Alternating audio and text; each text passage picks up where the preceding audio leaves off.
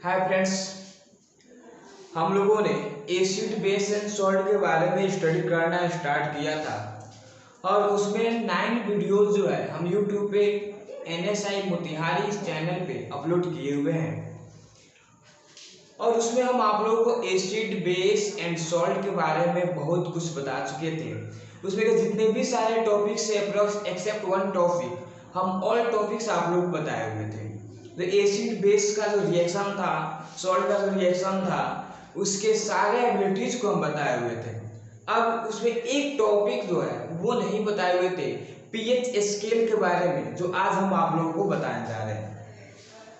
तो ऐसे में इंडिकेटर्स को हम आप लोगों को बताए हुए हैं कि इंडिकेटर्स को 3 पार्ट्स में डिवाइड किया गया है: natural indicators, synthetic indicator and olfactory indicators. उन सभी के बारे में कुछ एग्जांपल भी हम बताए हुए थे और उसके बारे में कुछ स्टेटमेंट भी हम आप बताए हुए थे। अब यहाँ पे हम लोग एक यूनिवर्सल इंडिकेटर के बारे में स्टडी करेंगे जिसे पीएच स्केल कहा गया। तो यहाँ पे पीएच स्केल के बारे में हम कुछ स्टेटमेंट लिखे हुए हैं। तो यहाँ पे लिखे हुए pH scale is the standard indicator which identify of acid या बेस।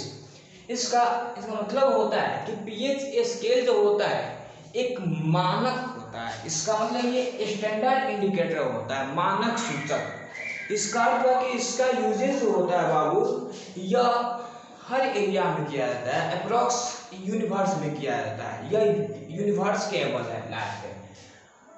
तो यहाँ पे यह आइडेंटिफाई ये करता है कि कौन सा सॉल्यूशन या कौन सा कंपाउंड एसिड है या बेस है। इसका मतलब ये हुआ कि एक ऐसा इंडिकेटर्स है जो किसी कंपाउंड के अंदर OH माइनस आयन और H प्लस आयन के कॉन्सेंट्रेशन को आइडेंटिफाई करता है कि इसमें कितना है, उसको मेजर करता है कि इसमें H प्लस आयन की कॉन्सेंट्रेशन कितना है और OH माइनस आयन की कॉन्सेंट्रेशन कितना है। हम बताए हुए आप लोगों को कि कंपाउंड जो होते हैं वो 3 तरह के होते हैं: एसिड्स होते हैं, बेस होते हैं एंड सॉल्ट्स होते हैं।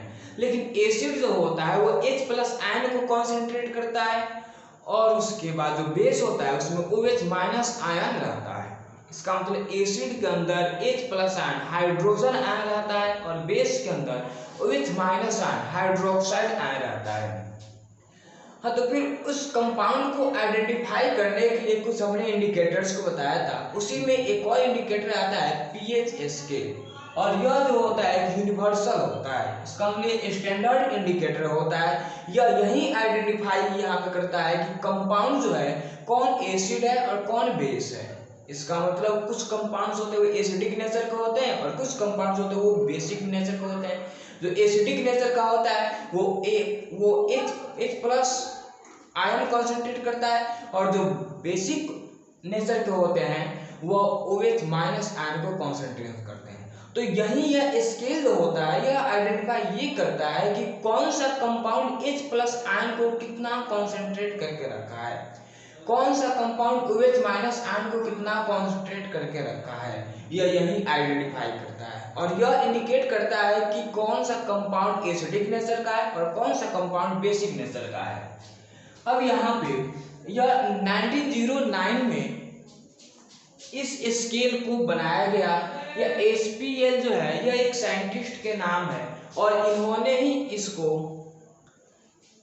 विकसित किया, डेवलप किया। SPL लॉरेंस एक साइंटिस्ट थे, उन्होंने 1909 में एक स्केल को बनाया जिसके माध्यम से ये आइडेंटिफाई हो सके कि यह एसिडिक नेचर का कंपाउंड है कि बेसिक नेचर का कंपाउंड है। उसी स्केल को पीएच स्केल कहा गया। अब यहाँ पे 2 वर्ड्स लिया गया, पीएच।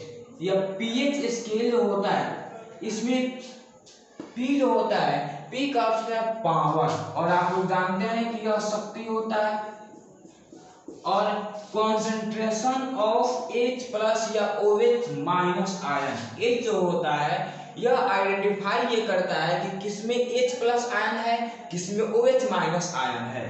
तो इस तरह से pH का वैल्यू यहाँ पे हो गया power and concentration of H plus ion या OH माइनस आयन। तो तो अगर H प्लस आयन आता है तो वो इंडिकेट करता है कि वो जो सोल्यूशन है या वो जो कंपाउंड है वो एसिडिक नेचर का है। किस नेचर का हुआ? एसिडिक नेचर का है। और OH माइनस आयन जो है यह बेसिक नेचर का है। ये किस नेचर का है? बेसिक नेचर का है। तो इस तरह से जो एसिडिक नेचर के होते हैं वो एसिड होते हैं और जो बेसिक नेचर के होते हैं वो बेस होते हैं।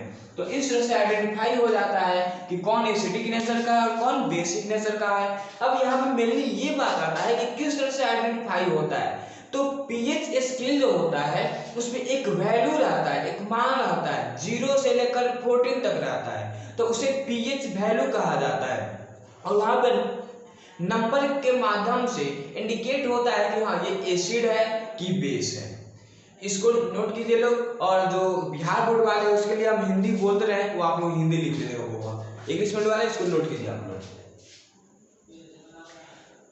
अब जो बिहार बोर्ड वाले हैं उसके लिए हम हिंदी बोल रहे हैं, आप लोग हिंदी लिखिएगा लोग। पीएच मापक, हिंदी वाले लिख लो। पीएच मापक एक मानक सूचक होता है। पीएच मापक एक मानक सूचक है जो अम्ल एवं क्षार को आइडेंटिफाई करता है, सूचित करता है। ओके, अब यहां पे आप लोग अगला स्टेटमेंट आप लोग लिखेंगे वो होगा हाइड्रोजन आयन और हाइड्रोक्साइड आयन की सांद्रता, हाइड्रोक्साइड आयन की सांद्रता किसी कंपाउंड में ज्ञात करने के लिए 1909 ईस्वी में HPL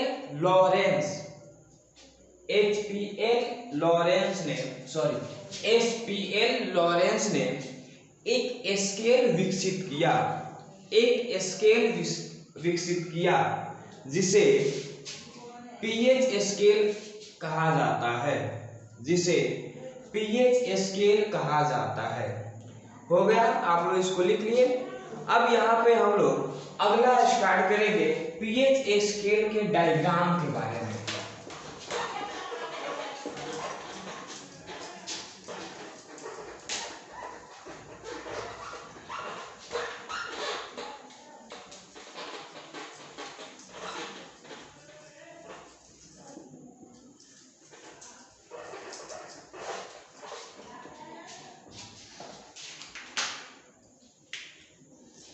यहाँ पर हम लिखेंगे होगा पीएच स्केल।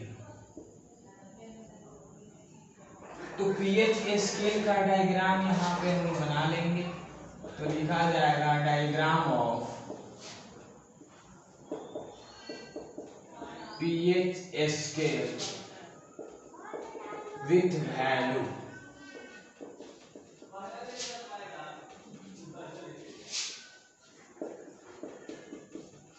पीएच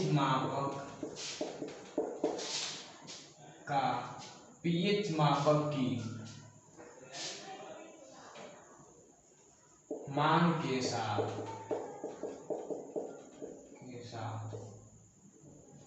रचना। अब हम लोग यहाँ पे उसका डायग्राम बनाएंगे और उसके बारे में हम लोग बाबू समझेंगे।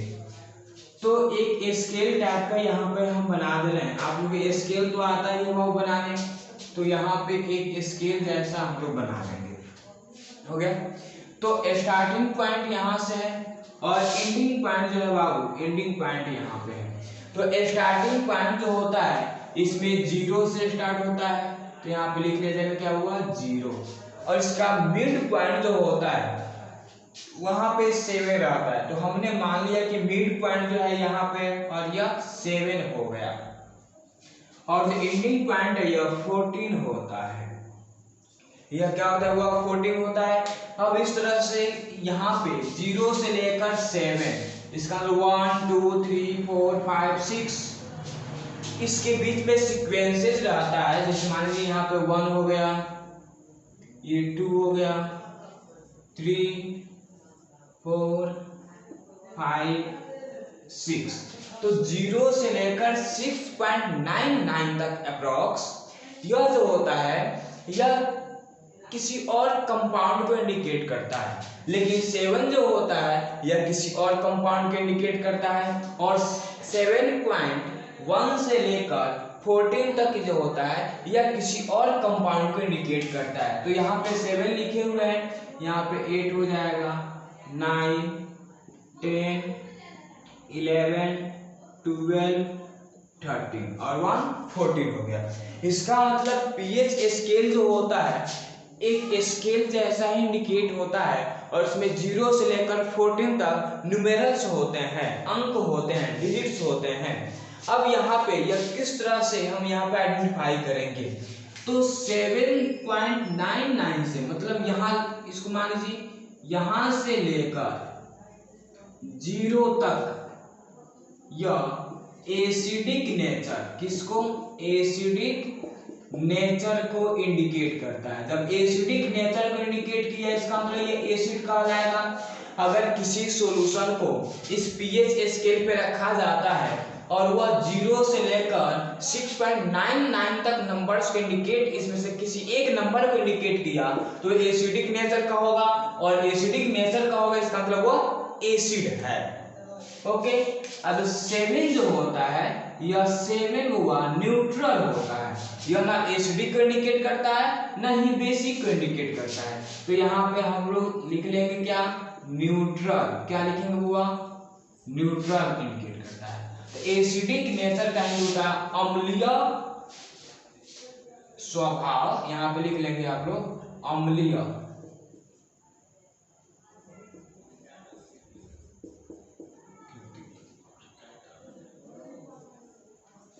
एसिड का तो जानते हैं आप लोग अम्ल होता है।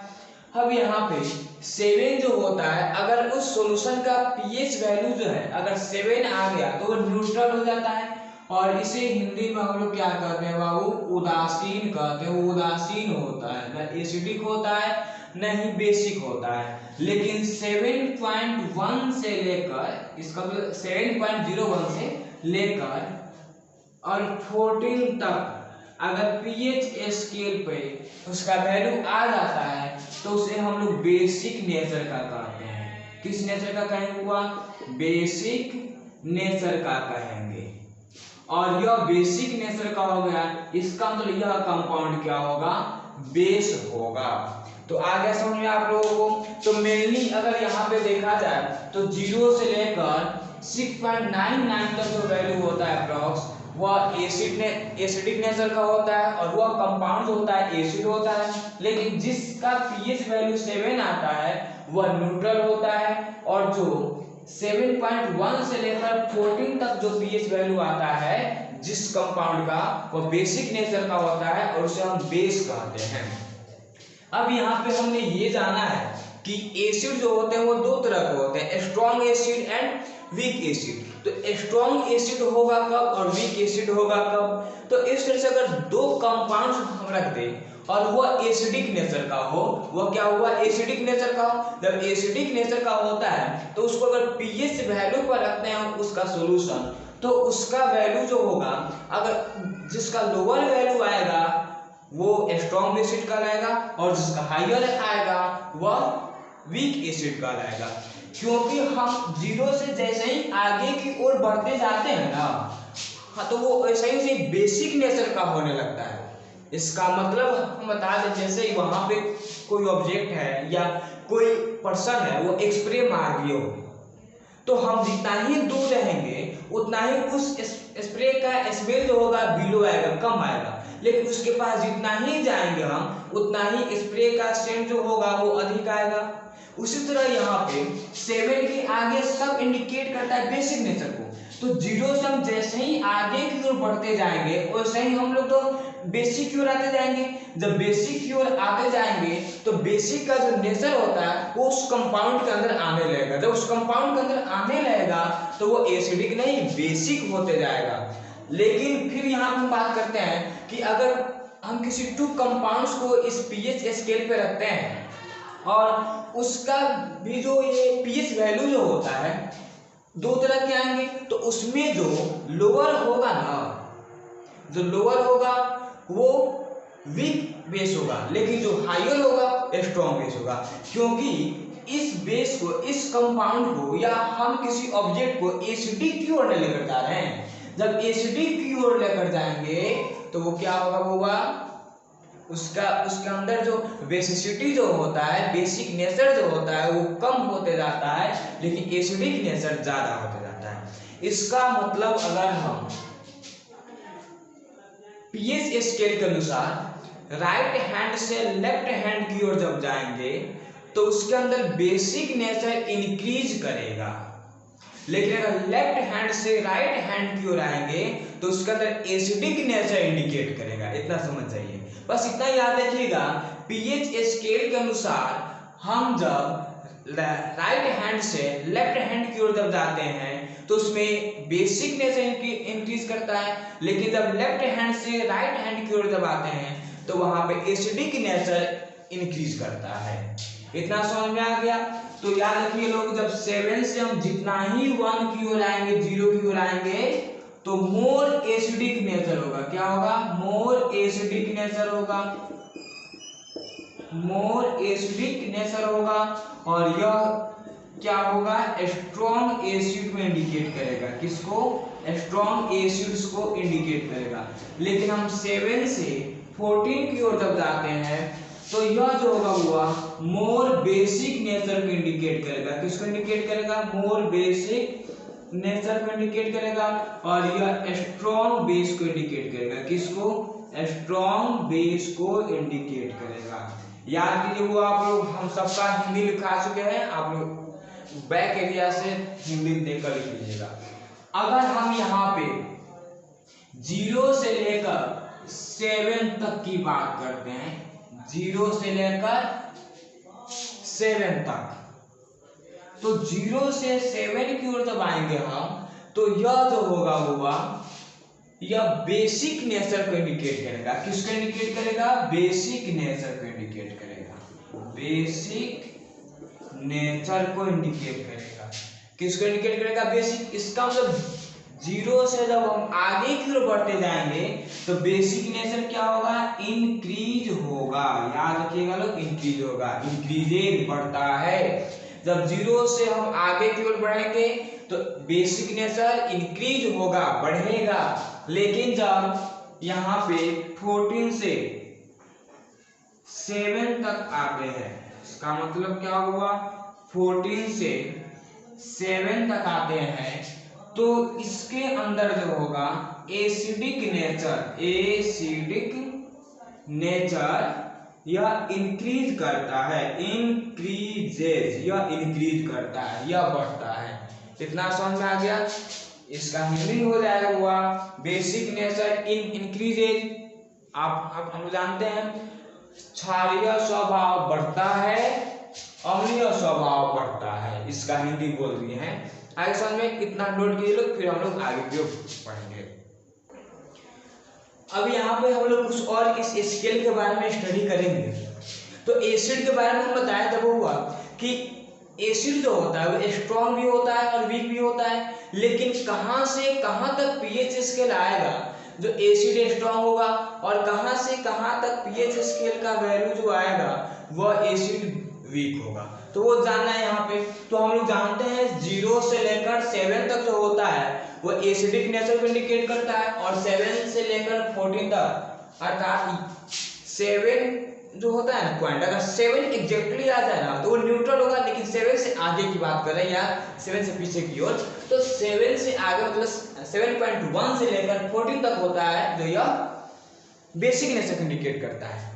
तो यहाँ पे हम लोग ये बात करते हैं कि 0 से लेकर 3.5 जो होता है, 0 से लेकर 3.5 तक, उसके बीच तक अगर पीएच स्केल का जो वैल्यू आता है वह एसिडिक नेचर में स्ट्रॉन्ग एसिडिक नेचर को इंडिकेट करता है। इसका मतलब यहाँ तक 0 से लेकर 3.5 तक जो होता है यह स्ट्रॉन्ग एसिड को इंडिकेट करता है, स्ट्रॉन्ग एसिड को इंडिकेट करता है। लेकिन वही 3.5 से लेकर 6.99 तक अप्रॉक्स यह जो होता है यह वीक एसिड को इंडिकेट करता है। किसको इंडिकेट करता है हुआ? वीक एसिड को। इसका मतलब जो होता है 7 से अगर 0 की ओर जब जाते हैं तो यह जो होता है एसिड स्ट्रॉन्ग होते जाता है। इसका मतलब कि H+ आयन की कॉन्सेंट्रेशन जो होती है वो ज्यादा होने लगती है। तो यहाँ पे लिखेंगे concentration of H+ ion increases, वो बढ़ने लगता है, अर्थात H+ आयन की सांद्रता बढ़ने लगती है या बढ़ती है। और इसी को दूसरे लैंग्वेज में हम लोग ऐसे भी तो बोल सकते हैं, कॉन्सेंट्रेशन ऑफ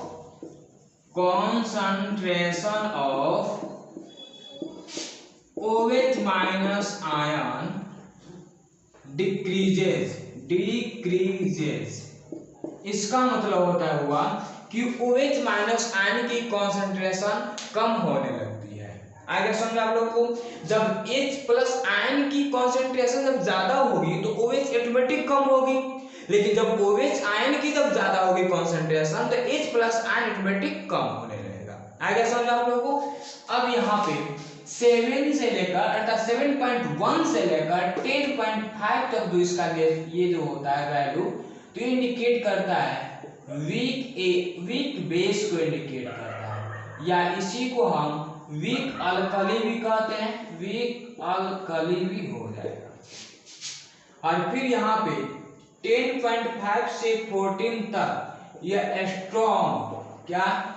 स्ट्रॉन्ग बेस को इंडिकेट करता है, या इसे हम लोग स्ट्रॉन्ग अल्कली भी कह सकते हैं, स्ट्रॉन्ग अल्कली भी बोलते हैं।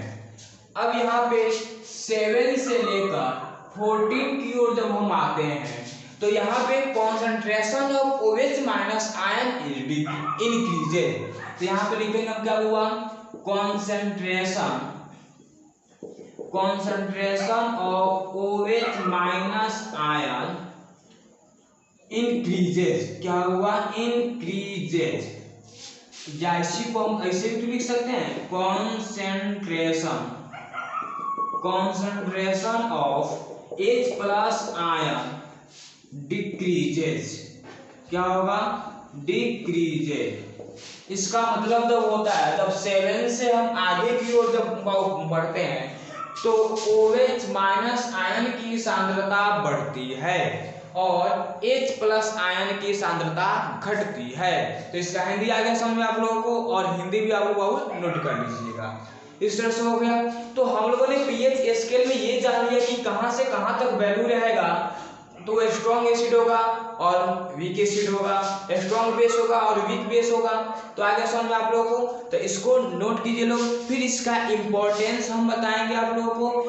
फिर हम कुछ रंग जो होते हैं, कलर जो होते हैं, कि कौन सा कलर कितने पीएच स्केल के वैल्यू को इंडिकेट करता है, या कौन सा वैल्यू आएगा तो उससे कौन सा कलर होगा, या कौन सा कलर आएगा या रंग आएगा तो उसका वैल्यू क्या होगा, ये हम आप लोग बताएंगे। और फिर किस सब्सटेंस में कितना वैल्यू होता है, एसिडिक होता है कि बेसिक होता है, वो बताएंगे। उसके बाद ये चैप्टर समाप्त हो जाएगा। इसको नोट कीजिए आप लोगों को।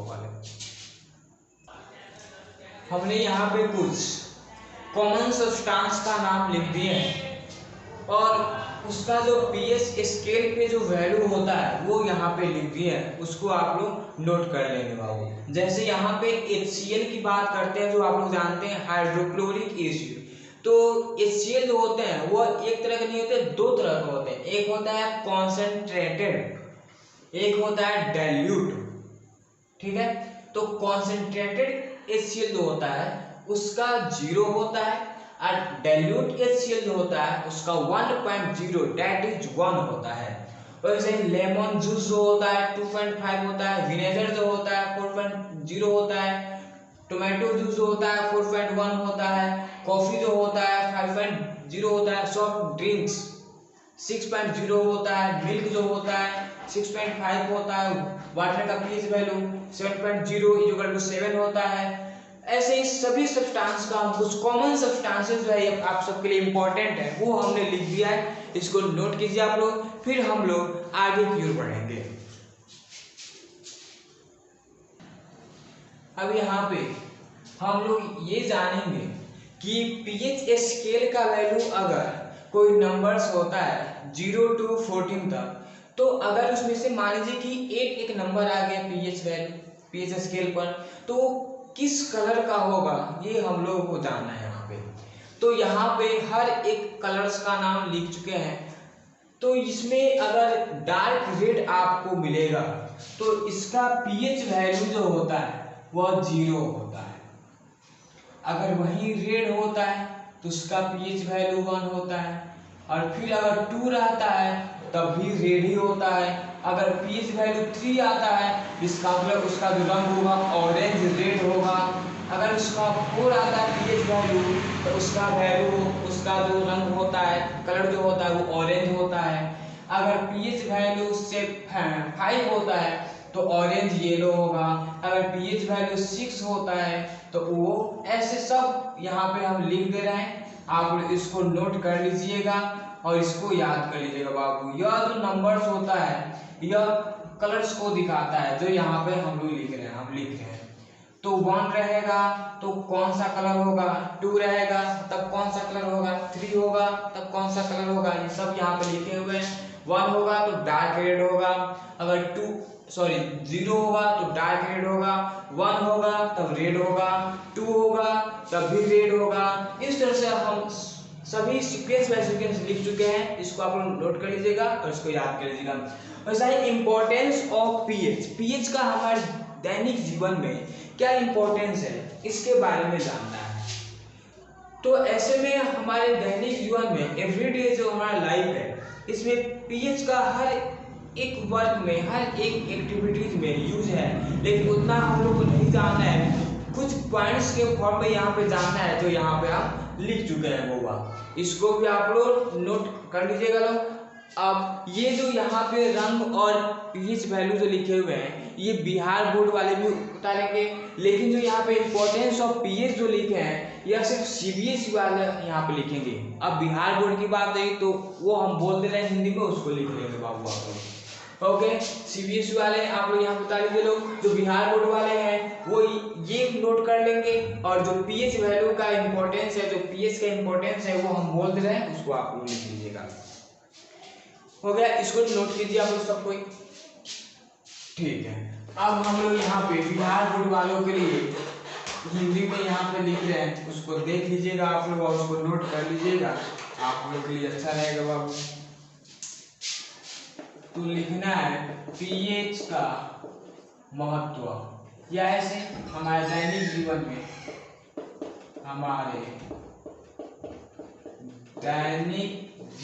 में पीएच का महत्व। ये टॉपिक बिहार बोर्ड वाले यहाँ पे बाबू बना लेंगे। सीबीएसई वाले जो आप लोगों को इंग्लिश में यहाँ पे लिखाए थे वो हिंदी में हम अब अभी नहीं समझाए, तो जो बिहार बोर्ड को हिंदी में हम समझाएंगे वही आप लोगों के लिए भी हो जाएगा, ठीक है। तो ये टॉपिक आप लोग बाबू इसको लिखे लो हिंदी में, और हम जो बोल रहे हैं उसको आप लोग लिखेंगे।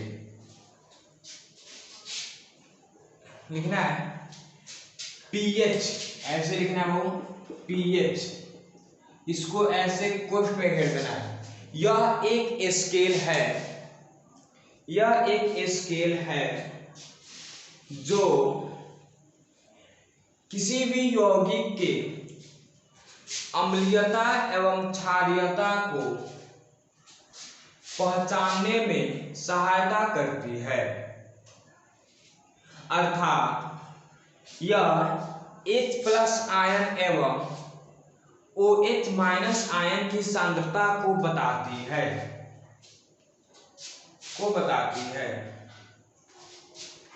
अर्थात जिस यौगिक का या जिस पदार्थ का पीएच मान 0 से 7 के बीच होता है वह अम्लीय होते हैं, एवं जिसका पीएच मान 7 होता है वह उदासीन होता है, एवं जिसका पीएच मान 7 से ज्यादा 14 तक होता है वह क्षारीय होता है। हमारे दैनिक जीवन में इसकी बहुत उपयोगिताएं हैं। जैसे पाचन तंत्र में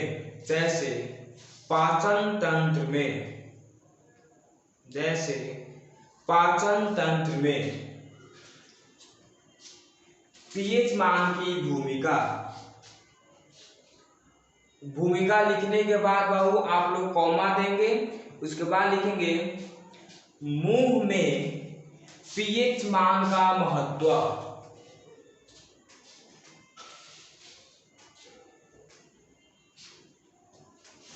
हो गया। उसके बाद लिखना है वो आप लोगों को पेड़ पौधों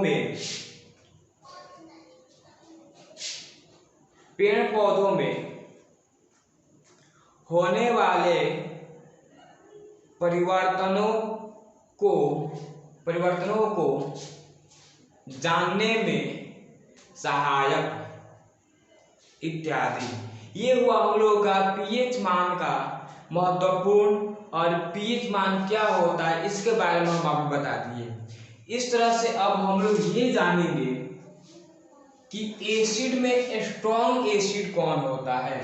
तो एसिड जो होते हैं, एसिड में स्ट्रॉन्गेस्ट एसिड जो होता है वह HCl होता है। वह क्या होता है? HCl होता है। और बेस जो होता है, बेस में स्ट्रॉन्ग बेस जो होता है वह NaOH सोडियम हाइड्रोक्साइड होता है। और sodium hydroxide that means strong base का जो पीएच वैल्यू जो होता है 14 होता है, और स्ट्रॉन्गेस्ट यहाँ पे स्ट्रॉन्गेस्ट लगा दूंगा, और स्ट्रॉन्गेस्ट एसिड HCl होता है उसका पीएच वैल्यू 0 होता है। इस तरह से हम लोगों ने यहाँ पे एसिड बेस एंड सॉल्ट को समाप्त किए। अब आप लोगों को अगर एसिड बेस एंड सॉल्ट का अगर पूरा कंप्लीटली थ्योरी आप लोग कॉपी में नोट कर चुके हो और उसको याद कर चुके हैं, समझ चुके हैं, तो अब NCERT का बुक या जो भी साइंस बुक है आप लोगों के पास, उसको जितने भी एग्जाम्पल्स है, क्वेश्चंस है, उन सभी को सोल्व आप लोग कीजिए। और जो क्वेश्चन नहीं आ रहा है उसे आप लोग हमें बताइए, हम आप लोगों को बताएंगे उस क्वेश्चन को। ओके। अब इसके बाद हम लोग metal and non metal start करेंगे नेक्स्ट वीडियोस में। ठीक है, बाय बाय।